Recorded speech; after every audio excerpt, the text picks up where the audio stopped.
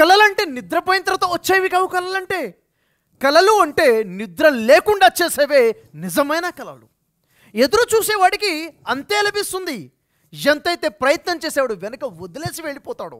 నువ్వు ఎదురు చూస్తూ కూర్చున్నావా, సోమరిపోతిగా మారిపోతావు, నీకు ఏమీ లభించదు. కేవలం నేనే కాదు, మీరు కూడాను, దేశ ప్రజలందరూ కూడాను ఇష్టపడే అభిమానించేటటువంటి ఆ వ్యక్తే డాక్టర్ ఏపీజే అబ్దుల్ కలాం గారు. భారతదేశానికి 11వ రాష్ట్రపతి. దేశ రాష్ట్రపతి కాదు, ప్రజా రాష్ట్రపతి, పీపుల్స్ ప్రెసిడెంట్. ప్రజలందరి గుండెల్లో నిలిచిపోయినటువంటి రాష్ట్రపతి డాక్టర్ ఏపీజే అబ్దుల్ కలాం గారు. ఈరోజు ఏపీజే అబ్దుల్ కలాం గారి జీవితం నుంచి అనేక విషయాలు మనం నేర్చుకునే ప్రయత్నం చేద్దాం. అంతకన్నా ముందు మీకు 2 శుభవార్తలు తెలియచేయాలనుకుంటున్నాను. అదేంటంటే, మీరు ఇంగ్లీష్ మాట్లాడటం రాకపోవటం వల్ల అనేక సందర్భాల్లో అనేక ప్రదేశాల్లో ఆగిపోతున్నారా? అనేక విషయాల్లో ఓడిపోతున్నాన్న ఫీల్ వస్తుందా? చాలా విషయాల్లో షేమ్గా ఫీల్ అవుతున్నారా? మీ ప్రొఫెషనల్ గ్రోత్ లేకుండా, ఎడ్యుకేషన్లో గ్రోత్ లేకుండా, బిజినెస్లో ముందుకెళ్లకుండా ఆగిపోతున్నారా? అలాంటి వారి కోసమే శుభవార్త. ఈజీగా, చాలా సులభంగా ఇంగ్లీష్ మాట్లాడటం నేర్పడం కోసము ఒక అద్భుతమైన రీతిలో వస్తున్నటువంటి కీ ఇంటర్నేషనల్ అకాడమీ వారి కోర్స్. వాట్సాప్ ద్వారా ఇంగ్లీష్ నేర్చుకోండి. ఇప్పటివరకు మీరు విని ఉండరు. మీరు ఉన్న ప్రదేశంలోనే ఉంటూ ఉదయం 9 గంటల నుంచి రాత్రి 11 గంటల వరకు ఉన్నటువంటి సమయంలో ఏదైనా 1 గంట సమయాన్ని వెచ్చించండి. ఉదయం కానీ, మధ్యాహ్నం కానీ, సాయంత్రం కానీ 1 గంట సమయం వెచ్చించుకుంటూ 4 నెలల కోర్సులో ఈజీగా, గ్యారంటీడ్గా ఇంగ్లీష్ ఈజీగా నేర్చుకునే గొప్ప అవకాశం. ఎన్ఎల్పి బేస్డ్గా, ప్రాక్టికల్ బేస్డ్గా, సక్సెస్ మెథడాలజీ ప్రకారంగా డిజైన్ చేసినటువంటి psychology based spoken English course WhatsApp ద్వారా నేర్చుకునే వినూత్నమైన అవకాశం. మీరు ఏ ప్రొఫెషన్లో ఉన్నా, ఏ వయసులో ఉన్నా కానీ మీకోసమే డిజైన్ చేశారు. మరి ఇంగ్లీష్ కోర్స్ని జాయిన్ అవ్వండి. దీనికి సంబంధించిన లింక్ డిస్క్రిప్షన్లో ఇవ్వడం జరుగుతుంది. దాని ద్వారా డీటెయిల్స్ తెలుసుకోండి. ఖచ్చితంగా మీ ప్రొఫెషనల్ గ్రోత్కి ఉపయోగపడే ఈ కోర్స్ మీకోసమే. మరి రెండవ గుడ్ న్యూస్, మీ యొక్క ఆలోచన విధానం మార్చడానికి, మీ జీవితంలో గొప్ప మార్పు తీసుకురావాలని చెప్పేసి, మీ కుటుంబ పరంగా, వ్యాపార పరంగా ఉన్నత స్థాయికి వెళ్ళాలి అన్న ఆలోచనతో నేను డిజైన్ చేసినటువంటి వర్క్షాప్స్, చేంజ్ యువర్ ఫ్యూచర్ అనే 2 days workshop, business workshop 2 days, leadership workshop. ఈ వర్క్షాప్స్ మీకోసమే.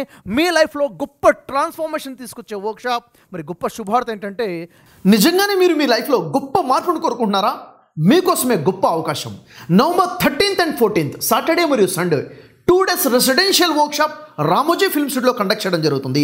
చేంజ్ యువర్ ఫ్యూచర్ అనే వర్క్షాప్. మీ కుటుంబ జీవితంలో కానివ్వండి, మీ వ్యాపార జీవితంలో కానివ్వండి, గొప్ప సాఫల్యాన్ని పొందాలనుకుంటే ఈ వర్క్షాప్ గొప్ప మార్పును తీసుకొస్తుంది. నేను మిమ్మల్ని ఆహ్వానిస్తున్నాను.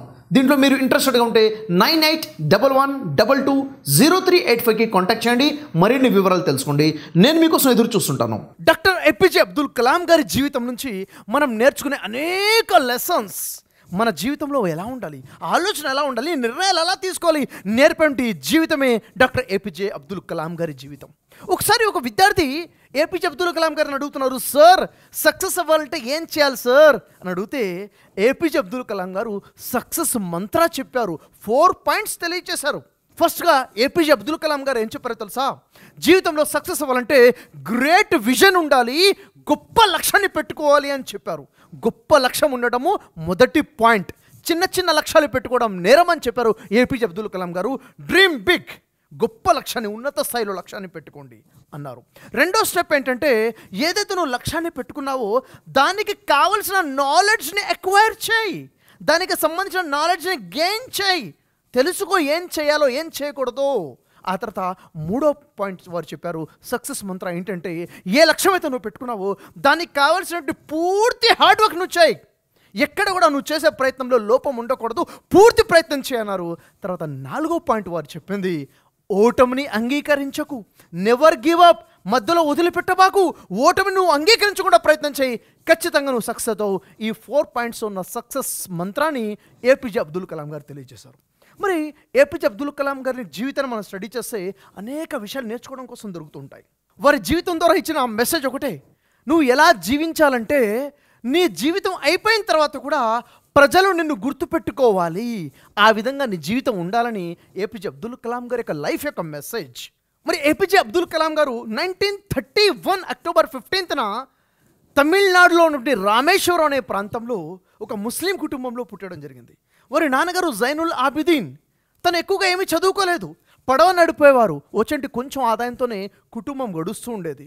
ఆ పేదరికం వల్ల ఏపీజే అబ్దుల్ కలాం గారి యొక్క చిన్నప్పటి నుంచే అనేక ఇబ్బందులు ఫేస్ చేస్తూ ఉండేవారు. ఏపీజే అబ్దుల్ కలాం గారి యొక్క అన్నాదమ్ములు అక్కా చెల్లెలు అందరు కలిసి 10 మంది. మరి వారి కుటుంబంలో ఆర్థిక సమస్య వల్ల చదువుకోవడం కూడా చాలా ఇబ్బందిగా ఉండే ఆ సమయంలో ఏపీజే అబ్దుల్ కలాం గారు ఇంటింటికి తిరిగి న్యూస్ పేపర్ వేసేవారు. ఆ న్యూస్ పేపర్ ద్వారా వచ్చే డబ్బులు కూడా తన ఎడ్యుకేషన్ కోసం ఉపయోగించేవారు. మరి న్యూస్ పేపర్ ఎందుకు వేస్తున్నారంటే కేవలం డబ్బుల కోసం అనేవారు కాదు. న్యూస్ పేపర్ వేయటం వల్ల వేస్తూనే దాని యొక్క పేపర్లో ఉన్న హెడ్డింగ్స్ చదివేవారు. దానివల్ల వచ్చే నాలెడ్జ్ ఏదైతుందో ఆ అవకాశాన్ని మిస్ చేసుకోకూడదని చెప్పేసి న్యూస్ పేపర్ ఇంటింటికి వేసేవారు ఏపీజే అబ్దుల్ కలాం గారు. ఏపీజే అబ్దుల్ కలాం గారి యొక్క లైఫ్ని స్టడీ చేస్తే మరి చిన్నతనం నుంచి కూడా మన లైఫ్కి అనేక లెసన్స్ దొరుకుతుంటాయి, అనేక మెసేజెస్ మనకు లభిస్తుంటాయి. ఏపీజే అబ్దుల్ కలాం గారు 8 సంవత్సరాల వయసులో ఉన్నప్పుడే వారి ఊరికి దూరంగా ఉన్నటువంటి మరొక పల్లెటూరులో ఉన్నటువంటి ఒక మ్యాథ్స్ నేర్పేటటువంటి ఒక టీచర్ పొద్దున్నే ఒక ట్యూషన్ పెట్టేవారు. ఎవరైతే పొద్దున్నే 4 గంటలకు వస్తారో వారికి ఫ్రీగా మ్యాథ్స్ నేర్పేవారు, లెక్కలు నేర్పేవారు. మరి ఆ ఫ్రీగా నేర్చుకోవాలన్న ఆలోచనతో పొద్దున్నే లేచి 3 గంటలకే లేచి ప్రయాణం చేసి అక్కడికి వెళ్ళి 4 గంటలకు వెళ్ళేసి మ్యాథ్స్ నేర్చుకునేవారు. మరి అక్కడ కండిషన్ ఏంటో తెలుసా? పొద్దున్నే లేచి స్నానం చేసి వస్తే కానీ తను క్లాసులో ఎలా చేసేవారు కాదు. మరి అందుకని ఏపీజే అబ్దుల్ కలాం గారు 3 గంటలకే లేచి చన్నీళ్లలో స్నానం చేసి కాలినడకన ఆ ఊరు వెళ్ళి అక్కడ 4 గంటలకి వెళ్ళి లెక్కలు నేర్చుకొని వచ్చేంత శ్రద్ధ వారు చిన్నప్పటి నుంచే ఎడ్యుకేషన్ మీద చూపేవారు. ఇది ఏపీజే అబ్దుల్ కలాం గారి యొక్క ఫోకస్ ఎంత ఉంది. ఏదైనా అనుకుంటే దాన్ని సాధించేవారు ఎంత కష్టమైనా కానీ. ఇది గొప్ప లెర్నింగ్ పాయింట్ మనకి ఏపీజే అబ్దుల్ కలాం గారి లైఫ్ నుంచి. మరి ఏపీజే అబ్దుల్ కలాం గారికి చదువు మీద ఎంత ఇంట్రెస్ట్గా ఉండేదంటే వారు చదువుకోవడం కోసం సాయంత్రం స్కూల్ నుంచి వచ్చి కూర్చొని చదువుకునేటప్పుడు ఏపీజే అబ్దుల్ కలాం గారి ఇంట్లో ఎలక్ట్రిసిటీ అయితే లేదు. మరి ఆ సమయంలో వారు చదువుకోవాలంటే సాయంత్రము దీపంలోనే చదువుకునేవారు. మరి దీపంలో కిరోసిన్ ఉంటేనే దీపం వెలిగే అవకాశం కదా, అది కూడా చాలా కొరతగా ఉండేది. కేవలం 7 గంటల నుంచి 9 గంటల వరకు చదువుకునే అవకాశం మాత్రమే ఉండేది. మరి ఏపీజే అబ్దుల్ కలాం గారి యొక్క ఇంట్రెస్ట్ని చూసి వారి యొక్క తల్లి ఇంట్లో ఉన్న వేరే దీపాలని ఆర్పేసి ఆ కిరోసిన్ కూడా ఆయిల్ కూడా వీరికే అందించి చదువుకునే విధంగా అవకాశం ఇచ్చేవారు. 7 గంటల నుంచి 11 గంటల వరకు దీపం ముందు కూర్చొని చదువుకునేవారు. ఒకసారి ఏపీజే అబ్దుల్ కలాం గారు తన క్లాస్ రూమ్లో ఫ్రంట్ బెంచ్లో తన స్నేహితుడితో పాటు కలిసి కూర్చొని ఉంటారు. తన స్నేహితుడు ఆ ఊర్లో ఉన్నటువంటి ముఖ్య పురోహితుడైనటువంటి రామ్దాస్ శాస్త్రి గారి కుమారుడై ఉంటాడు. మరి క్లాస్ రూమ్లో ఒక టీచర్ రాగానే అది చూసి నువ్వు ఒక ముస్లిం అయి ఉండి ఇతని పక్కన ఎలా కూర్చున్నావురా అని చెప్పేసి చంప మీద కొట్టేసి లేచి లాస్ట్ బెంచ్లో కూర్చోపో అని చెప్పేసి పంపించేస్తుంది. అప్పుడు ఏపీజే అబ్దుల్ కలాం గారు లేచి క్లాస్ రూమ్లో లాస్ట్ బెంచ్లో కూర్చొని ఆలోచిస్తారు. ఇక్కడ కూర్చొని లాస్ట్ బెంచ్లో కూర్చొని దేశంలో గొప్ప మార్పు తీసుకురావాలి అని చెప్పేసి ఏపీజే అబ్దుల్ కలాం గారి లైఫ్ నుంచి ఒకే మెసేజ్ లభిస్తుంది. లాస్ట్ బ్యాచ్ నుంచి కూడాను దేశాన్ని మార్చే మెదడు లభిస్తుంది అన్న మెసేజ్. దేశంలో మార్పు తీసుకురావాలనుకున్నారు. గొప్ప మార్పును ఏపీజే అబ్దుల్ కలాం గారు లైఫ్లో తీసుకురాగలిగారు. వారు 5th క్లాస్లో ఉన్నప్పుడు వాళ్ళ క్లాస్లో ఉండే టీచర్ సుబ్రహ్మణ్యం అయ్యర్ గారు వారికి పక్షి గురించి వివరిస్తున్నారు. క్లాస్ రూమ్లో ఉన్న పిల్లల పక్షి ఎలా ఎగురుతుందో చెబుతూ ఆ పక్కనే ఉన్నటువంటి సముద్రపు ఒడ్డులోకి తీసుకెళ్ళి పక్షులను చూంచి ఇలా ఎగురుతున్నాయి అన్న విషయం చెప్తే అందరూ పక్షులను చూస్తుంటే ఏపీజే అబ్దుల్ కలాం గారు మాత్రము ఆ పక్షులను చూస్తూ విమానాన్ని ఇమాజిన్ చేసుకోవడం మొదలుపెట్టారు. ఏ విధంగా ఏరోనాటికల్ ఇంజనీరింగ్ ఉంటుంది, ఏ విధంగా విమానం ఫ్లై అవుతుందన్న ఆలోచనలో పడిపోయారు. మరి ఏపీజే అబ్దుల్ కలాం గారి యొక్క ఇల్లు బీచ్ పక్కన సముద్రం ఒడ్డున ఉండేది. అక్కడ నుంచి ఆకాశం వైపు చూస్తూ ఆకాశంలో ఎలా ఎగరాలి, విమానాలు ఎలా ఎగురుతాయని చెప్పి ఆకాశం కన్నా ఎత్తుగా తన ఆలోచనలు ఉండేవి. ఏపీజే అబ్దుల్ కలాం గారి ఆలోచనలు చిన్నప్పటి నుంచే చాలా ఉన్నతంగా ఆలోచించేవారు. ఉన్నత లక్ష్యం ఉండాలన్నది తన లైఫ్ నుంచే మనం ఒక మెసేజ్ని మనం తీసుకోవచ్చు. ఒకసారి ఏపీజే అబ్దుల్ కలాం గారు స్కూల్లో ఏదో పరధ్యానంలో ఉండి తన క్లాస్ రూమ్లోకి వెళ్లకుండా వేరే క్లాస్ రూమ్లోకి వెళ్ళిపోతారు. అది చూసినటువంటి టీచర్ చాలా కొట్టేసి నీకు అసలు ఈ క్లాస్ రూమ్ అయితే కూడా నీకు అర్థం కావట్లేదా, ఏ ఆలోచనలో ఉన్నావు, అది నీకు మ్యాథ్స్ వస్తున్నాయా, ఎన్ని మార్క్స్ వస్తున్నాయని చెప్పేసి మ్యాథ్స్ టీచర్ కోపం చేస్తుంది. ఎప్పుడైతే ఆ విధంగా అక్కడ కోపం చేయడం జరుగుతుందో అప్పటి నుంచి మ్యాథ్స్ మీద స్పెషల్ ఫోకస్ పెట్టి కసిగా ప్రిపేర్ అవుతారు. ఆ తర్వాత మ్యాథ్స్లో 100కి 100 మార్క్స్ ఏపీజే అబ్దుల్ కలాం గారికి వస్తాయి. అది చూసి టీచర్ కూడా షాక్ అయిపోతారు. అంటే ఏదైనా ఒక దాన్ని పట్టుకుంటే ఫోకస్ 100% చేస్తారు ఏపీజే అబ్దుల్ కలాం గారు. తను ఏది అనుకోరు, అనుకుంటే మాత్రం ఖచ్చితంగా దాని మీద పూర్తిగా ఇన్వాల్వ్ అయిపోయి వర్క్ చేసేవారు ఏపీజే అబ్దుల్ కలాం గారు. ఏపీజే అబ్దుల్ కలాం గారి యొక్క జీవితం ద్వారా తెలిసిన మరొక గొప్ప మెసేజ్ ఏంటంటే నువ్వు సూర్యుల్లా వెలగాలి అంటే ముందు సూర్యుల్లా మండటం నేర్చుకో. అదే ఏపీజే అబ్దుల్ కలాం గారి యొక్క కష్టం కూడా సూర్యుల్లా మండేవారు, అందుకే సూర్యులాగా వెలగగలిగారు అన్న విషయం తెలుస్తుంది. వారు చిన్నప్పటి నుంచి ఏదైతే ఆలోచన కలిగి ఉన్నారో నేను ఫ్లైట్లో ఎగరాలి, నేను ఫ్లై చేయాలి అన్న ఆలోచన, ఆ ఆలోచన తగ్గట్టుగానే వారు ఎంట్రన్స్ టెస్ట్ రాసి India's best MIT Madras institute of టెక్నాలజీలో ఏరోనాటికల్ ఇంజనీరింగ్ కోర్సులో అడ్మిషన్ తీసుకుంటారు. మరి ఎప్పుడైతే వారు అడ్మిషన్ తీసుకుని వారి కోర్సు రన్ అవుతూ ఉంటుందో కాలేజీలో ఒకసారి అక్కడ ఉండే ప్రొఫెసర్ అంటారు, ఓ ఏరోప్లేన్ యొక్క డిజైన్ తయారు చేయమని చెప్తారు. మరి APJ అబ్దుల్ కలాం గారు ఒక ఏరోప్లేన్ యొక్క డిజైన్ తయారు చేసి తన ప్రొఫెసర్ దగ్గర తీసుకెళ్తే అది చూసి ఇదేంట్రా, ఇదేం డిజైన్ అని చెప్పేసి కోపం చేసుకొని, నువ్వు మంచి డిజైన్ చేసి తీసుకురా, నువ్వు కనుక మంచి ఏరోప్లేన్ డిజైన్ కనుక చేసి తీసుకురాకపోతే నీ స్కాలర్షిప్ క్యాన్సిల్ అయిపోతుంది అని చెప్పేసి హెచ్చరిస్తారు. ఎప్పుడైతే స్కాలర్షిప్ క్యాన్సిల్ అయిపోతుందన్న మాట వింటారో APJ అబ్దుల్ కలాం యొక్క కాళ్ళు చేతులు వణకడం మొదలైపోతాయి. అసలు అడ్మిషన్ తీసుకుంది ఎలా? తన అక్క చేతుల్లో ఉన్నటువంటి బంగారు గాజులు ఏదైతున్నాయో వాటిని తాకట్టు పెట్టి వచ్చిన డబ్బులతో అక్కడ అడ్మిషన్ తీసుకుని ఉంటారు. మరి అలాంటి పరిస్థితుల్లో స్కాలర్షిప్ మిస్ అయిపోతే ఎలా? భవిష్యత్తు ఏంటి? భయం అవుతుంది. అప్పుడు ప్రొఫెసర్ అడుగుతారు, సార్ నాకు 1 నెల టైం ఇవ్వండి, నేను మంచి ఏరోప్లేన్ డిజైన్ని తయారు చేస్తాను అని. అప్పుడు ప్రొఫెసర్ అంటారు, 1 నెలనా? లేదు, కేవలం 3 రోజులు నేను టైం ఇస్తున్నాను, 3 రోజుల్లో మంచి ఏరోప్లేన్ డిజైన్ని తయారు చేసి తీసుకురా అని చెప్పేసి. అప్పుడు APJ అబ్దుల్ కలాం గారి యొక్క ఫోకస్ చూడాలి. 3 రోజుల పాటు రేయనక పగలనక కష్టపడి ఎక్కడా కూడా నిద్ర లేకుండా రెస్ట్ లేకుండా పూర్తిగా ఫోకస్ చేసి ఒక గొప్ప మంచి డిజైన్ని తయారు చేస్తారు. ఎప్పుడైతే ఆ డిజైన్ని తీసుకొని ఏరోప్లేన్ డిజైన్ని ప్రొఫెసర్ గారు చూపిస్తారో ప్రొఫెసర్ కూడా ఆశ్చర్యపోతారు ఆ డిజైన్ని చూసి. అక్కడ 72 గంటల పాటు పూర్తిగా ఫోకస్గా ఇన్వాల్వ్ అయ్యి APJ అబ్దుల్ కలాం గారు ఆ రిజల్ట్ తీసుకొస్తారు.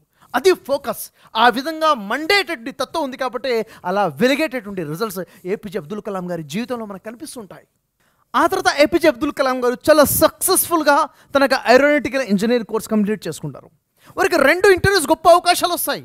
ఒకటి మిలిటరీ ఆఫ్ డిఫెన్స్లో ఉంటుంది, ఢిల్లీలో ఇంటర్వ్యూ ఉంటుంది.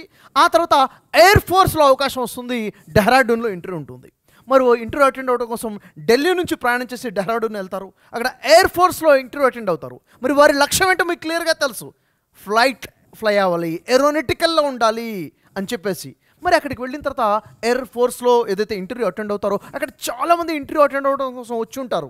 అక్కడ ఉన్నటువంటి అవకాశాలు కేవలం 8 మాత్రమే జాబ్స్ ఉంటాయి, అక్కడ 8 మాత్రమే ప్లేస్మెంట్స్ ఉంటాయి.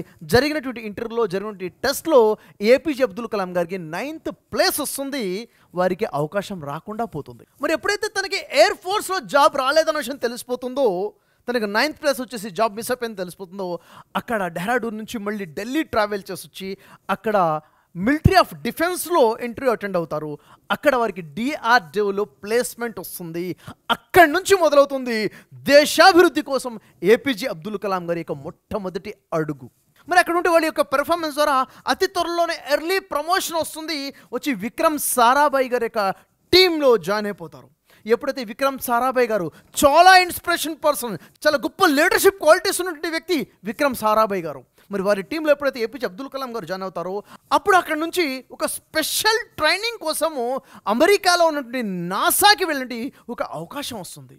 అప్పుడు APJ అబ్దుల్ కలాం గారు నాసాకి వెళ్తారు.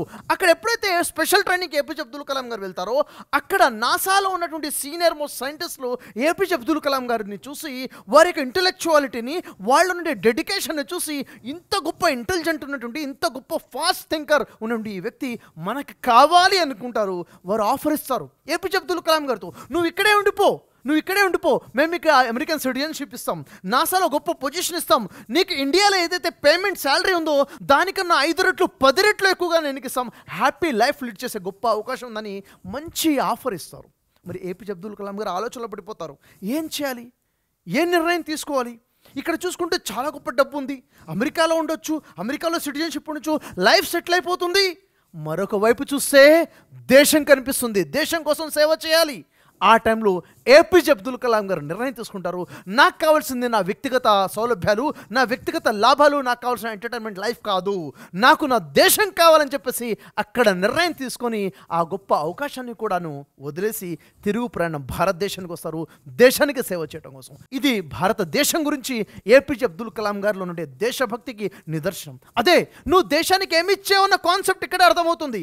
నాకు దేశం ఏమిచ్చింది, నాకు సమాజం ఏమిచ్చింది అన్న ఆలోచన కాదు, నేను సమాజానికి దేశానికి ఏమి ఇచ్చాము అన్న మెసేజే APJ అబ్దుల్ కలాం గారి ద్వారా మనం నేర్చుకోవాల్సింది. మరి ఎప్పుడైతే APJ అబ్దుల్ కలాం గారు అక్కడి నుంచి తిరుగు ప్రయాణం భారతదేశానికి వచ్చారో మరి లైఫ్లో చూసుకుంటే చాలా డిఫికల్టీస్ ఉన్నాయి. అన్ని డిఫికల్టీస్లో కూడా ఛాలెంజింగ్గా పనిచేసేవారు APJ అబ్దుల్ కలాం గారు. ఏదైతే ఇస్రో ఉందో, ఇండియన్ స్పేస్ రీసెర్చ్ ఆర్గనైజేషన్ దగ్గర డబ్బు లేదు, సౌకర్యాలు ఏమీ లేవు. అలాంటి పరిస్థితుల్లో అక్కడ వర్క్ స్టార్ట్ చేశారు ఏపీజే అబ్దుల్ కలాం గారు. వారి లైఫ్ నుంచి నేర్చుకునే విషయాలు ఏంటో తెలుసా? ప్రాబ్లమ్స్ వేరు, ఇన్కన్వీనియన్స్ వేరు. మనకేదో చిన్న చిన్న అసౌకర్యం ఉంటే దాన్ని ప్రాబ్లమ్స్గా మనం చూస్తుంటాము, చాలా పెద్ద సమస్యగా చూస్తుంటాము. సమస్య అంటే చాలా పెద్దదే సమస్య. సౌకర్యం లేకపోతే అది ఇన్కన్వీనియన్స్ మాత్రమే. కానీ ఏపీజే అబ్దుల్ కలాం గారు ఎప్పుడు కూడా పని మీదనే దృష్టి పెట్టేవారు. కానీ వారికి ఉన్న సౌకర్యాలు ఏంటి, వారికి ఉన్నటువంటి ఎదురవుతున్న అసౌకర్యాలు ఏంటి అన్నది ఎప్పుడు కూడా ఇన్కన్వీనియన్స్ మీద చూపు పడేది కాదు. ఇస్రో దగ్గర డబ్బు ఉండేది కాదు. ఇస్రో కోసము అక్కడ ఎక్కడుండి వర్క్ చేసేవారంటే, అక్కడ సముద్రంలో ఉన్నటువంటి ఆ బీచ్ ఏదైతే ఉంటుందో, సముద్రపు ఒడ్డే ఉందో, దాన్నే రాకెట్ లాంచింగ్ ప్యాడ్గా తయారు చేసుకున్నారు. అక్కడ ఉన్నటువంటి ఒక చర్చ్నే ఆఫీస్గా మార్చుకుంటారు. అక్కడ ఉన్నటువంటి చర్చ్ ఫాదర్ యొక్క ఇంటినే వర్క్షాప్గా మార్చుకుంటారు. అక్కడ ఉన్నటువంటి ఒక పశువుల పాకనే తన ల్యాబొరేటరీగా మార్చుకొని అక్కడి నుంచి ఇస్రో యొక్క వర్క్ స్టార్ట్ చేస్తారు. దేశానికి సేవ అక్కడి నుంచి మొదలు పెడతారు. నా దగ్గర ఏముంది ఏమి లేదు అన్నది ఏంది చూడలేదు, ఉన్న దాంట్లో ఎలా పని చేయాలి అన్నది ఏపీజే అబ్దుల్ కలాం గారి లైఫ్ నుంచి మనం నేర్చుకునేది. రాకెట్స్ ఏదైతే తయారు చేయాలో, రాకెట్ లాంచింగ్ కోసము రాకెట్స్ని ఎలా ట్రాన్స్పోర్ట్ చేసేవారంటే, వారే ఎడ్ల బండి మీద ట్రాన్స్పోర్ట్ చేసేవారు. సైకిల్ మీద పెట్టుకుని ఏపీజే అబ్దుల్ కలాం గారే రాకెట్ యొక్క ఐటమ్స్ని తీసుకెళ్లేవారు. మీరు అనేక విజువల్స్ చూస్తే మీకు ఆశ్చర్యం అనిపిస్తుంది. అక్కడ నుంచి ఏపీజే అబ్దుల్ కలాం గారి యొక్క జర్నీ స్టార్ట్ అవుతుంది. మరి ఇన్ని డిఫికల్టీస్ ఉన్నా కానీ ఆ ఏపీజే అబ్దుల్ కలాం గారి యొక్క మొదటి టీం ఏదైతే ఉందో, వాళ్ళు 1963లో మొట్టమొదటి సౌండింగ్ రాకెట్ని లాంచ్ చేస్తారు సక్సెస్ఫుల్గా. మరి ఈ లాంచింగ్ ప్రాసెస్ ఏదైతే జరుగుతుందో, ఆ సమయంలో ఏపీజే అబ్దుల్ కలాం గారు ఎంతగా వర్క్లో నిమగ్నం అయిపోయి ఉండేవారంటే, ఎంతగా ఇన్వాల్వ్ అయిపోయి ఉండారంటే, వారి యొక్క మ్యారేజ్ ఫిక్స్ అయి ఉంటుంది. దానికోసం ఎంగేజ్మెంట్ సెరమనీ ఉంటుంది. ఆ సెరమనీ కోసం తను వెళ్ళాలి. అక్కడ ఏర్పాట్లన్నీ కూడా ఊళ్ళో జరిగిపోయి ఉంటాయి. వచ్చేవాళ్ళందరూ వచ్చేస్తుంటారు, ఎదురు చూస్తుంటారు. ఇప్పుడు ఏపీజే అబ్దుల్ గారు ఇప్పుడు వస్తాడేమో అని. కానీ ఏపీజే అబ్దుల్ కలాం గారికి తన ఎంగేజ్మెంట్ అన్న విషయము, తన మ్యారేజ్ అన్న విషయం కూడా గుర్తుండదు. అక్కడ ఎంగేజ్మెంట్ క్యాన్సిల్ అయిపోతుంది. అందరూ ఎదురు చూసి అంతగా వర్క్లో ఇన్వాల్వ్ అయ్యి సేవ చేసేటువంటి వ్యక్తి ఏపీజే అబ్దుల్ కలాం గారు. ఆ విధంగా సక్సెస్ చేయగలిగారు ప్రాజెక్ట్ని. Hard work care of address APJ Abdul Kalam గారు అని చెప్పొచ్చు. ఎప్పుడైతే 1969లో ఇస్రోకి ప్రాజెక్ట్ డైరెక్టర్గా ఏపీజే అబ్దుల్ కలాం గారు అపాయింట్ అవుతారో, అప్పుడు ఏపీజే అబ్దుల్ కలాం గారు ఆలోచనలో పడిపోతారు. ఏం చేయాలి? SLV-3 లాంచ్ చేద్దామా, శాటిలైట్ లాంచ్ వెహికల్ మీద వర్క్ చేద్దామా, లేక PSLV మీద వర్క్ చేద్దామా? రెండు ఇంపార్టెంట్ ఉంది. దేని మీద పని చేయాలి? ఇప్పుడు SLV-3 మీద పనిచేస్తే ఉదాహరణకు ₹1 ఖర్చు అవుతుంది. PSLV మీద వర్క్ చేస్తే ₹1 ఖర్చు అవుతుంది. విడివిడిగా పనిచేస్తే ₹2 ఖర్చు అవుతుంది. అదే రెండింటిని కలిపి పనిచేస్తే ₹1.20 ఖర్చు అయిపోతుంది కదా, తక్కువ ఖర్చులో పని చేయొచ్చు కదా అన్న ఆలోచన మొదలవుతుంది. మరి దాని గురించి ఇందిరాగాంధీ గారిని అప్రోచ్ అవుతారు ఏపీజే అబ్దుల్ కలాం గారు. ఇందిరాగాంధీ గారు ఓపెన్గా పబ్లిక్లో రిజెక్ట్ చేస్తారు ఫండ్ ఇవ్వడానికి, కానీ ప్రైవేట్గా మాత్రం కొంచెం హెల్ప్ చేస్తారు. ఎప్పుడైతే కొంచెం సపోర్ట్ లభిస్తుందో ఏపీజే అబ్దుల్ కలాం గారికి, వారికి గొప్ప ధైర్యం వస్తుంది. దాంతో వర్క్ స్టార్ట్ చేసేస్తారు. ఏపీజే అబ్దుల్ కలాం గారు ఒక్క రోజుకి 18 గంటల పాటు కష్టపడేవారు. 18 అవర్స్ హార్డ్ వర్క్ చేసేవారు. 365 రోజుల్లో 365 రోజులు కూడా వర్క్ చేసేవారు ఏపీజే అబ్దుల్ కలాం గారు. 1969 నుంచి 1979 వరకు 10 సంవత్సరాలలో ఏపీజే అబ్దుల్ కలాం గారు తీసుకున్న సెలవులు ఎంత అంటే కేవలం 2 రోజులే. సండేస్ లేవు, పబ్లిక్ హాలిడేస్ లేవు, ఏవీ లేవు. 10 సంవత్సరాల్లో కేవలం 2 రోజులు ఏపీజే అబ్దుల్ కలాం గారు లీవ్ తీసుకున్నారు. అది కూడా ఎప్పుడు అంటే, ఒకటి వారి నాన్నగారు చనిపోయినప్పుడు ఒకరోజు తీసుకున్నారు, వారి అమ్మగారు చనిపోయినప్పుడు ఒకరోజు తీసుకున్నారు. 10 సంవత్సరాల్లో సెలవంటూ లేకుండా రోజుకి 18 గంటలు కష్టపడ్డారు. అది hard work. APJ Abdul Kalam గారు వారి యొక్క వర్క్ స్టైల్ చూస్తే అంత డెడికేటెడ్గా వర్క్ చేసేవారు. మరి ఇంత గొప్ప హార్డ్ వర్క్ చేసి 1979లో 10 సంవత్సరాల కష్టం తర్వాత SLV-3ని లాంచ్ చేస్తారు. కానీ లాంచ్ అయిన కొన్ని నిమిషాలకి, కొన్ని సెకండ్లకే అది ఫెయిల్ అయిపోతుంది. రాకెట్ ఆ లాంచింగ్ ఫెయిల్ అయిపోతుంది. SLV-3 ఫెయిల్ అయిపోతుంది. దేశం మొత్తం కూడా చూస్తుంది, మీడియా మొత్తం ఫోకస్ చేస్తుంది, మీడియా ప్రశ్నించడం మొదలుపెట్టేస్తుంది. ఏమైపోయింది? కోట్ల రూపాయలు ఖర్చు పెట్టేశారు, ఫెయిల్ అయిపోయింది కదా, నష్టం చేసేశారు కదా అని చెప్పేసి. ఆ టైంలో ఇస్రో యొక్క చైర్మన్ సతీష్ ధావన్ గారు ఏపీజే అబ్దుల్ కలాం గారిని పిలుస్తారు. పిలిచి, రా, మీడియా ఎదురు చూస్తుంది, మీడియా ప్రశ్నిస్తుంది, వెళ్దాం రా అని చెప్పేసి మీడియా ముందుకి ఏపీజే అబ్దుల్ కలాం గారిని సతీష్ ధావన్ గారు తీసుకొస్తారు. తీసుకొచ్చి ఎప్పుడైతే కూర్చుంటారో ప్రశ్నించేవాళ్ళు ప్రశ్నల వర్షం కురిపిస్తున్నారు. ఆ టైంలో మైక్ తీసుకుని సతీష్ ధావన్ గారు అంటారు, ఏదైతే ఇస్రోలో టీం ఉందో, సైంటిస్టుల టీం ఉందో, చాలా బెస్ట్ టీం ఉంది. టెక్నికల్ ఎర్రర్ వల్ల మాత్రమే SLV3 ఫెయిల్ అయింది. కానీ ఇప్పుడు నేను ఛాలెంజ్ చేస్తున్నాను, 1 ఇయర్లోనే ఆ ఎర్రర్ని కరెక్షన్ చేసుకుని 100% సక్సెస్ఫుల్గా మేము లాంచ్ చేయబోతున్నాము అని చెప్పేసి ధైర్యంగా సతీష్ ధవన్ గారు చెప్తారు. ఏపీజే అబ్దుల్ కలాం గారు షాక్ అయిపోతారు. అసలు ఆ మిషన్కి, ఆ ప్రాజెక్ట్కి డైరెక్టర్గా ఏపీజే అబ్దుల్ కలాం గారు ఉన్నారు. ఏం సమాధానం చెప్పాలి, ఎలా ఎదుర్కోవాలి అర్థం కాని సమయంలో ఆ టైంలో ఆ ఫెయిల్యూర్ని బాధ్యతగా తన మీద తీసుకుని లీడర్షిప్ క్వాలిటీని ప్రాక్టికల్గా నేర్పారు సతీష్ ధవన్ గారు. సక్సెస్ని ఎవరైనా కానీ మేనేజ్ చేయగలుగుతారు, ఫెయిల్యూర్ని మేనేజ్ చేయడమే లీడర్షిప్ స్కిల్స్. ఆ స్కిల్స్ని ఏపీజే అబ్దుల్ కలాం గారు సతీష్ ధవన్ గారి దగ్గర నేర్చుకోవడం జరుగుతుంది. మరి ఏ విధంగా అయితే అన్నారో అదే విధంగా కేవలం ఒకే ఒక సంవత్సరంలో ఏపీజే అబ్దుల్ కలాం గారు దాని మీద జరిగిన లోపాలన్నీ కూడా పరిశీలించి దాన్ని సరిచేసుకుని 1908లో SLV3ని అగైన్ మళ్ళీ లాంచ్ చేస్తారు. సక్సెస్ఫుల్గా లాంచ్ చేయడం జరుగుతుంది. మరి ఎప్పుడైతే సక్సెస్ఫుల్గా లాంచ్ అవుతుందో మళ్ళీ దేశం మొత్తం ఎదురు చూస్తుంది, మీడియా మొత్తం ఎదురు చూస్తుంది. అక్కడ మళ్ళీ ప్రెస్ మీట్ ఏర్పాటు చేయడం జరుగుతుంది. మీడియా అందరూ వచ్చి ప్రశ్నిస్తున్నారు. ఆ టైంలో మరి సతీష్ ధవన్ గారు ఏపీజే అబ్దుల్ కలాం గారిని పిలుస్తారు. మీడియా అడిగినటువంటి ప్రశ్నలకి సమాధానం చెప్పని చెప్పేసి మైక్ ఏపీజే అబ్దుల్ కలాం గారు ఇస్తారు. ఇప్పుడు మీరు మాట్లాడండి అని చెప్పేసి. ఇది లీడర్షిప్ క్వాలిటీ. సక్సెస్ని టీంకి అందరికీ ఇవ్వడము, ఫెయిల్యూర్ని తన మీద బాధ్యతగా తీసుకోవడమే ఇదే లీడర్షిప్ క్వాలిటీ. ఈ విధంగా ఇంత హార్డ్ వర్క్ ద్వారా దేశానికి గొప్ప సక్సెస్ని అందించారు ఏపీజే అబ్దుల్ కలాం గారు. మరి ఈ సెలబ్రేషన్ దేశం మొత్తం చేసుకుంటుంది. ఇందిరాగాంధీ గారు అప్పుడు దేశం యొక్క ప్రధానమంత్రి ఇస్రోకి కాల్ చేసి సతీష్ ధవన్ గారికి కంగ్రాచులేషన్ చెప్తుంది. ఏపీజే అబ్దుల్ కలాం గారికి కూడా కంగ్రాచులేషన్ చెప్పండి, మీటింగ్ కోసం రండి, కలవండి అని చెప్పేసి ఇన్విటేషన్ ఇస్తుంది. అప్పుడు సతీష్ ధవన్ గారు ఏపీజే అబ్దుల్ కలాం గారికి చెప్పడం జరుగుతుంది, ప్రైమ్ మినిస్టర్ ఇందిరాగాంధీ గారు మిమ్మల్ని పిలుస్తున్నారు, మీటింగ్ ఉంది అంటే. అమ్మ, ప్రైమ్ మినిస్టర్ దగ్గరికి వెళ్ళాలా, ఎలా వెళ్ళాలి, నాకు సరైన చెప్పులు లేవు, షూస్ లేవు, నా దగ్గర సరైన బట్టలు కూడా లేవు కదా, నేను ఎలా రావాలని చెప్పేసి అక్కడ మొహమాట పడుతుంటారు, ఆలోచనలో పడిపోతారు ఏపీజే అబ్దుల్ కలాం గారు. అంటే సరైన బట్టలు కూడా తొడుక్కోవడం కోసం లేనటువంటి స్థితి, తన మీద తనకి ఏమాత్రం శ్రద్ధ లేకుండా అంతగా పని మీద ఇన్వాల్వ్ అయి ఉంటారు. అప్పుడు సతీష్ ధవన్ గారు అంటారు, ఏపీజే అబ్దుల్ కలాం గారు, మీరు ఆల్రెడీ సక్సెస్ అనేటువంటి సూట్ని ధరించే ఉన్నారు కదా, విజయం అనేటువంటి కోట్ని మీరు ధరించే ఉన్నారు కదా, ముందు నుంచే విజయం మిమ్మల్ని అలంకరించిందని చెప్పేసి చెప్తారు. మరి ఈ విధంగా ఏపీజే అబ్దుల్ కలాం గారు సతీష్ ధవన్ గారు వెళ్ళి ఇందిరాగాంధీ గారిని కలవడము, అక్కడ వాళ్ళు అప్రిషియేషన్ తీసుకోవడము, ఇందిరాగాంధీ గారు ధైర్యం చెప్పేసి ఇక మీ మీద బాధ్యత పెరిగిపోయింది, పొరుగు దేశాలు చైనా కానివ్వండి, పాకిస్తాన్ కానివ్వండి మిసైల్స్ తయారు చేస్తున్నాయి, ఇప్పుడు మన దేశం కూడా మిసైల్ని తయారు చేయాలి దేశ రక్షణ కోసము అని చెప్పేసి ధైర్యాన్ని ఇచ్చి గొప్ప బాధ్యతను అప్పచెప్తారు ఇందిరాగాంధీ గారు. మరి ఎప్పుడైతే దేశ రక్షణ అన్న విషయం వచ్చేస్తుందో, దేశానికి రక్షణ కావాలి, మిసైల్స్ అరేంజ్ చేయాలన్న బాధ్యత తన మీదకి వచ్చిందో, చూస్తే పొరుగు దేశాలు మిసైల్స్ తయారు చేస్తున్నాయి, ఇటు పాకిస్తాన్ అయినా అటు చైనా అయినా కానీ. అప్పుడు ఏం చేయాలని ఆలోచనలో పడిపోతారు.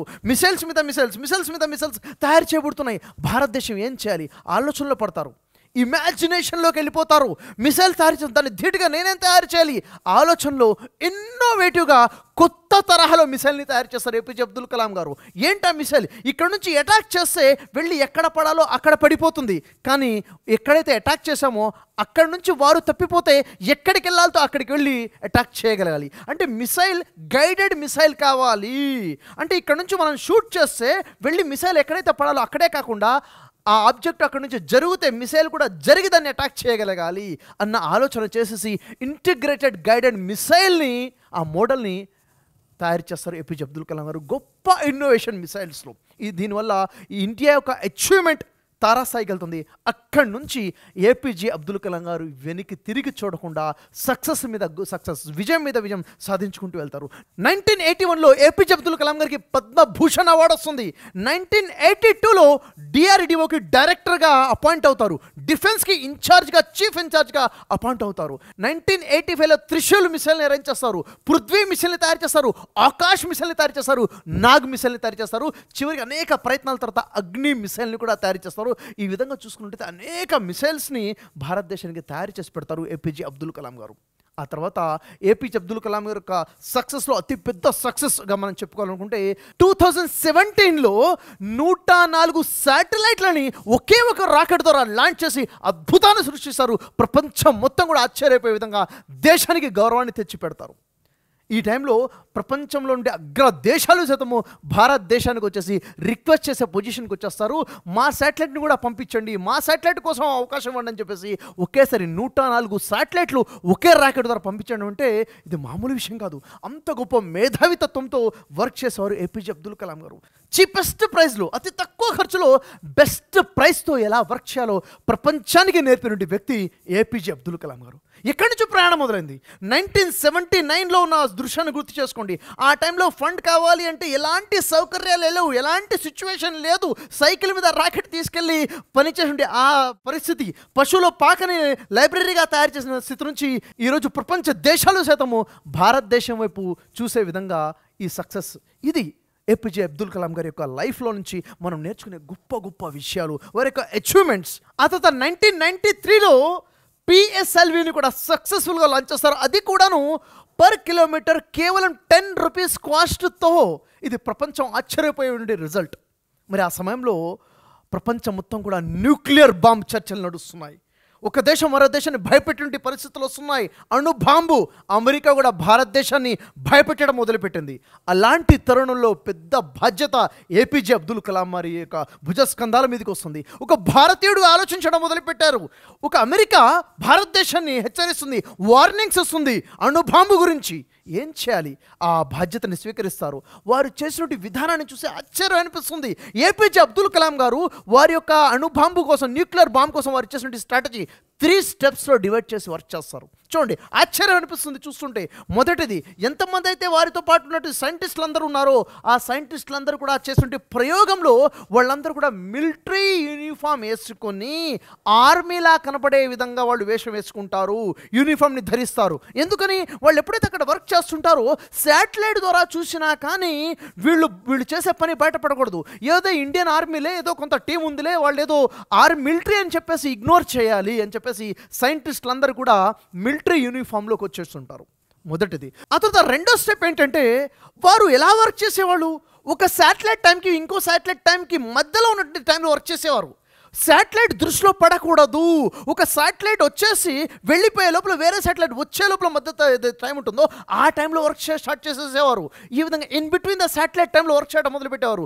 కనపడ్డా కానీ మిలిటరీ, ఆర్మీ అని చెప్పేసి ఇగ్నోర్ చేయడము. అంటే ఇండియా చేసే ప్రయత్నం ప్రజలకు తెలియకూడదు, దేశానికి, ప్రపంచాలకి తెలియకూడదు అన్న ఆలోచనతో చేసేవారు. మొదటిది వాళ్ళ యూనిఫామ్ కానివ్వండి. రెండోది, ఒక శాటిలైట్ వచ్చి రెండో శాటిలైట్ యొక్క మధ్యలో ఇన్ బిట్వీన్ టైం అవుతుందో ఆ టైంలోనే పని చేసేవారు. అదో థర్డ్ పాయింట్ చూసుకున్నట్లయితే, వారు చేసే పని పూర్తి అయ్యేసరికి శాటిలైట్ వచ్చే లోపల వెంటనే భూమిని కప్పేసేవారు. అక్కడ ఎలాంటి కూడా రూపాలు కనిపించకూడదు, ఎలాంటి చిహ్నాలు కనిపించకుండా మట్టిని కప్పేసేసేవారు. ఇంత జాగ్రత్తలు తీసుకున్నారు. కనీసము వారు చేసే ప్రాంతంలో పక్కన ఉన్నటువంటి విలేజ్లో ఉన్నటువంటి వారికి కూడా, విలేజర్స్కి, ఆ పల్లెటూరులో ఉన్న ప్రజలకు కూడా అనుమానం రాకుండా ప్రయత్నం చేస్తారు. ఇంత సక్సెస్ఫుల్గా న్యూక్లియర్ బాంబ్ని తయారు చేసి దాని యొక్క ప్రయత్నాన్ని 1998లో ఆపరేషన్ శక్తి పేరు మీద అణుబాంబు ప్రయోగం చేస్తుంది. భారతదేశం కూడా ప్రపంచానికి వెలుగెత్తి చాటుతుంది. ఇండియా కూడా ఏ విషయంలో తక్కువ కాదు అని చెప్పేసి ఏపీజే అబ్దుల్ కలాం గారి వల్లనే ఈరోజు ప్రపంచ దేశాలలో దేశానికంటూ, భారతదేశానికంటూ ఒక గొప్ప పేరుందంటే దానికి కారణం ఏపీజే అబ్దుల్ కలాం గారు అని చెప్పొచ్చు. ఇది భారతదేశానికి వారిచ్చినటువంటి సేవలు, భారతదేశానికి ప్రపంచంలో వారిచ్చినటువంటి గుర్తింపు. ఇది ఒక జీవితము ఎంతగా ఉపయోగపడుతుంది దేశం కోసం. నా ఒక్కడి వల్ల దేశానికి లాభం లే అనే ఆలోచన ఏదైతే ఉందో అది సరైన ఆలోచన కాదు. నా ఒక్కడి వల్ల దేశాన్ని ఏమి లాభం లే అనుకునే ఏ ఒక్కడి వల్ల దేశానికి లాభం ఉండదు. ఖచ్చితంగా ఒక వ్యక్తి నా కోసం దేశానికి ఏం లాభమో అన్న విషయం మీద ఆలోచించాల్సిన అవసరం ఉంది. ఇది ఏపీజే అబ్దుల్ కలాం గారి యొక్క జీవితం నుంచి మనం నేర్చుకునే విషయం. న్యూక్లియర్ పవర్ కంట్రీగా భారతదేశం ఈరోజు తలెత్తుకుని ఉంది అంటే, శత్రు దేశాలు సైతం భయపడుతున్నాయంటే దానికి కారణం ఏపీజే అబ్దుల్ కలాం గారు. 1997లో ఏపీజే అబ్దుల్ కలాం గారికి భారత రత్న అవార్డు వస్తుంది. ఆ తర్వాత 1997లో ఏపీజే అబ్దుల్ కలాం గారు రిటైర్ అయిపోతారు. ఎప్పుడైతే రిటైర్ అయిపోతున్నారో అదే సమయంలో భారతదేశంలో ఏదైతే గవర్నమెంట్ ఫామ్ అవుతుందో, ప్రధానమంత్రిగా ఉన్నటువంటి ఆ సమయంలో వాజ్పేయి గారు ఏపీజే అబ్దుల్ కలాం గారికి కాల్ చేస్తారు. కాల్ చేసి, మేము మినిస్ట్రీని ఫామ్ చేస్తున్నాము, దీంట్లో మేము మీకు హోమ్ మినిస్ట్రీ ఇవ్వాలనుకుంటున్నామని చెప్పేసి వాజ్పేయి గారు ఏపీజే అబ్దుల్ కలాం గారికి ఆఫర్ ఇస్తారు. మీకున్నటువంటి ఇంటెలెక్చువాలిటీ, మీకుంటే డెడికేషన్, మీకున్న నాలెడ్జ్కి మీరు హోమ్ మినిస్టర్గా ఉంటే చాలా గొప్ప లాభం జరుగుతుంది, దేశానికి మీరు అవసరం అని చెప్పేసి అవకాశం వస్తే ఏపీజే అబ్దుల్ కలాం గారు వాజ్పేయి గారికి, దేశం యొక్క ప్రధానమంత్రికి, నాకు ఒకరోజు సమయం ఇవ్వండి, ఆలోచించుకొని చెప్తాను అంటారు. మరి ఆ తర్వాత ఒక రోజు తర్వాత మరి కాల్ చేసి చెప్తారు, సారీ అండి, నేను మీ ఇస్తున్న బాధ్యతలు స్వీకరించలేకపోతున్నాను.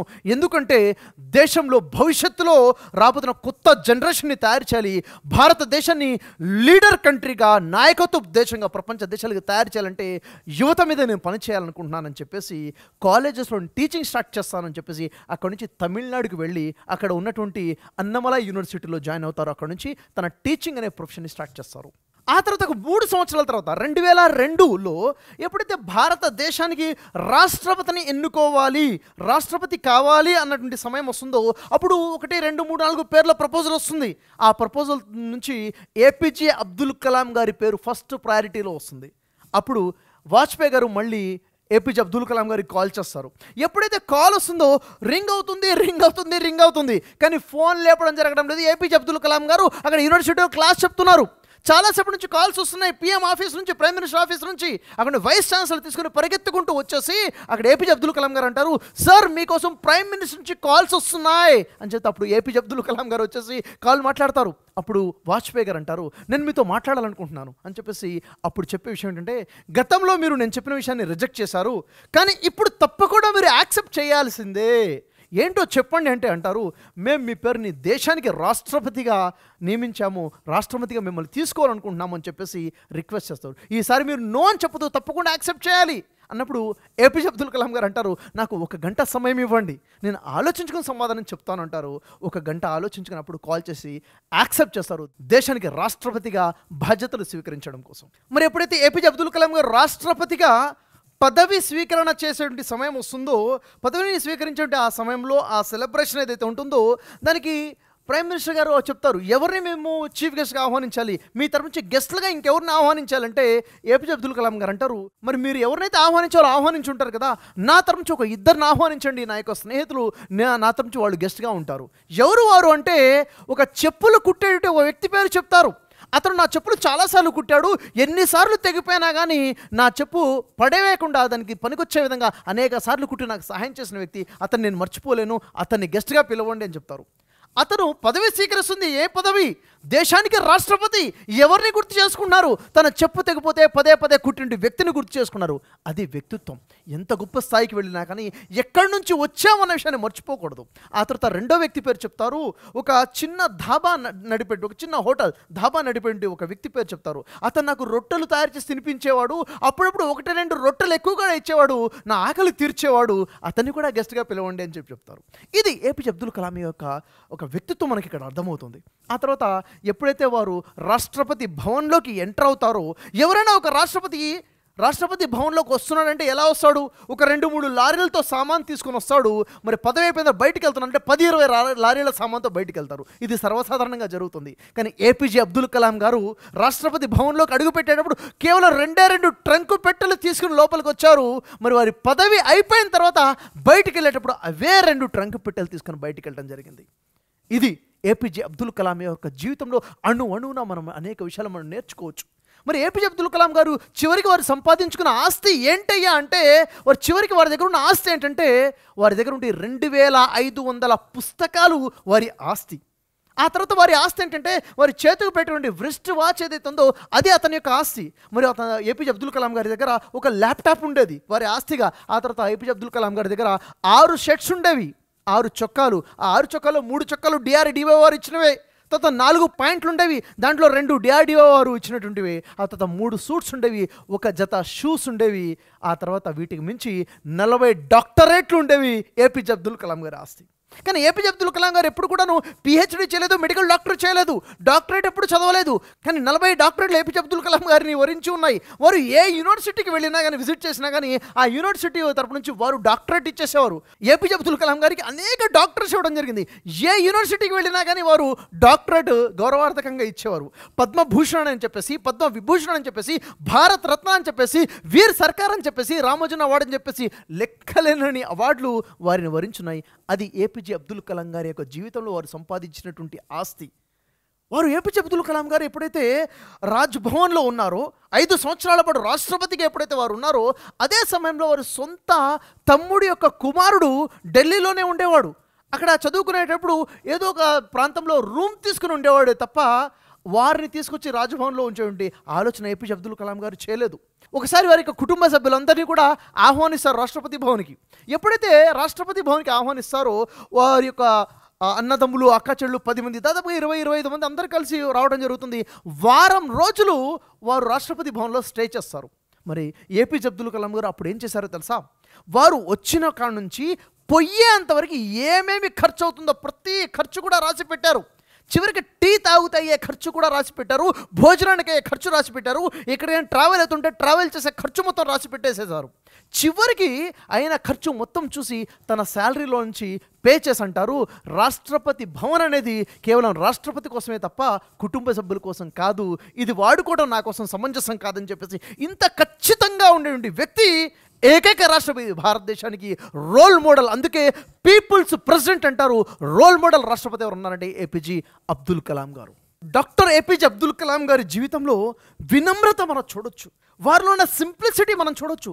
ఒకసారి ఐఐటి బిహెచ్యు నుంచి చీఫ్ గెస్ట్గా ఏపీజే అబ్దుల్ కలాం గారిని పిలుస్తారు. వారు రాష్ట్రపతిగా ఉన్నటువంటి సమయంలో ఎప్పుడైతే వారిని ఆహ్వానిస్తారో అక్కడ ఆడిటోరియంలో ఆ స్టేజ్ మీద ఒక 7 చైర్స్ ఏర్పాటు చేస్తారు. ఆ 7 చైర్లో మధ్యలో ఒక చైర్ ఉంటుంది, చాలా పెద్ద చైర్. ఆ పెద్ద చైర్ ఎవరి కోసం అంటే చీఫ్ గెస్ట్గా వస్తున్నటువంటి రాష్ట్రపతి ఏపీజే అబ్దుల్ కలాం గారి కోసం. అది చూసి అడుగుతారు, అదేంటి ఆ చైర్ పెద్దగా ఉందేంటి, అన్ని చైర్స్ సమానంగా లేవేంటి అని అడిగినప్పుడు, లేదంటే అది చీఫ్ గెస్ట్గా వస్తున్నట్టు మీకోసము. అప్పుడు ఏపీజే అబ్దుల్ కలాం గారు అంటారు, చీఫ్ గెస్ట్గా ఎవరు ఉండాలి, ఎక్కువ జ్ఞానం ఉన్న వ్యక్తే కదా, మరి ఇక్కడ ఎవరైతే వైస్ ఛాన్సలర్గా ఉన్నారో వారిని చైర్ మీద కూర్చోబెట్టండి అన్నప్పుడు ఆ వైస్ ఛాన్సలర్ అంటారు, సార్ మీరు దేశానికి మొట్టమొదటి పౌరుడు, మీరు దీనికి హక్కుదారులు అంటారు. అప్పుడు ఏపీజే అబ్దుల్ కలాం దాన్ని యాక్సెప్ట్ చేయరు. ఆ చైర్ని తీపిచ్చి అందరికీ సమానంగా చైర్స్ ఏర్పాటు చేసి అక్కడ అందరితో సమానంగా ఏపీజే అబ్దుల్ కలాం గారు కూర్చుంటారు. అంత సింప్లిసిటీ, ప్రాక్టికల్ లైఫ్లో అనేక విషయాలు మనం చూసి నేర్చుకునే గొప్ప అవకాశం. మరి ఏపీజే అబ్దుల్ కలాం గారు ఎప్పుడు ఎంత యాక్టివ్గా ఉండేవారంటే దేశంలో ఉన్న యువత అందరూ కూడా ఏపీజే అబ్దుల్ కలాం గారిని చూసి ఇన్స్పిరేషన్గా తీసుకోవాల్సిందే. వారి మాటలు, వారి జీవితం, వారి నడవడిక ప్రతిదాన్ని చూసి కూడాను. 70 సంవత్సరాల వయసులో ఏపీజే అబ్దుల్ కలాం గారికి youth icon award of the year award వారికి ఇవ్వడం జరుగుతుంది. Youth icon APJ Abdul Kalam గారు 83 సంవత్సరాల వయసులో వారు రిటైర్మెంట్ కాకుండా రీట్రై చేసుకుంటూ మళ్ళీ ప్రజలకు బోధించాలి, ఎప్పుడు కూడా వారి సమయం వృధా అవ్వకుండా యువతని మేల్కొల్పాలి, టెక్నాలజీ వైపుకు నడిపించాలి, దేశం భవిష్యత్తులో ఉన్నటువంటి దేశం ప్రపంచ దేశాలకి లీడర్ దేశంగా ఉండాలి, నాయక దేశంగా ఉండాలి, రోల్ మోడల్ కంట్రీగా ఉండాలని ఎప్పుడు పరితపిస్తూ పనిచేసేవారు ఏపీజే అబ్దుల్ కలాం గారు. మరి చివరికి అదే తపనతో ఏపీజే అబ్దుల్ కలాం గారు 2015 జూలై 27వ తేదీన అలాంటి ప్రసంగాన్ని ఇచ్చుకుంటూనే, యూత్ని మోటివేట్ చేసుకుంటూనే, ప్రజలకు స్పీచ్ ఇచ్చుకుంటూనే ఈ దేశాన్ని వదిలేసి, ప్రాణాలు వదిలేసి వెళ్ళిపోవడం జరుగుతుంది. మరి ఏపీజే అబ్దుల్ కలాం గారు 2015 జూలై 27వ తేదీన వారు మరణించారు, దేశాన్ని వదిలిపెట్టారు. కానీ ఇప్పటి వరకు కూడా భారతదేశం యొక్క ప్రతి ఒక్క వ్యక్తి యొక్క గుండెల్లో వారి ఆలోచనలు, వాళ్ళ బోధనలు అన్నీ కూడా సజీవంగానే ఉన్నాయి. ఈరోజు ఏపీజే అబ్దుల్ కలాం గారి పేరు మీద ఈరోజు కూడా అనేక ఆర్గనైజేషన్స్ పనిచేస్తున్నాయి. వారు చెప్పిన ఒక్కొక్క మాట మీద ఒక్కొక్క ఆర్గనైజేషన్ పుట్టింది. వారి చూపించినటువంటి బాటల్లో నడిచినటువంటి అనేక లక్షలాది మంది ఉన్నారు. వారు రాసినటువంటి బుక్స్ ఇన్స్పిరేషన్గా అనేక మంది ఉన్నారు. ఒక మనిషి యొక్క జీవితం ఎలా ఉండాలని ఏపీజే అబ్దుల్ కలాం గారు చెప్పారు. ఒక వ్యక్తి చనిపోయిన తర్వాత కూడా ఆ వ్యక్తిని ప్రపంచ ప్రజలు గుర్తుంచుకునే విధంగా వ్యక్తి యొక్క జీవితం ఉండాలి అని చెప్పారు. అదేవిధంగా ఏపీజే అబ్దుల్ కలాం గారు జీవితం గడిపారు. ఈరోజు వారు చనిపోయి అనేక సంవత్సరాలు జరిగినా కానీ ఈరోజు కూడా వారు మన మధ్యన ఉన్నారా అన్న విధంగా వారి జీవితం వింటుంటే, వారి మాటలు వింటుంటే, వారి జీవితంలో ఇన్స్పిరేషన్ వింటుంటే మనకు అనిపిస్తుంటుంది. ఏపీజే అబ్దుల్ కలాం గారు ఈ విధంగా ప్రపంచం గుర్తించే స్థాయిలో ఉన్నారు.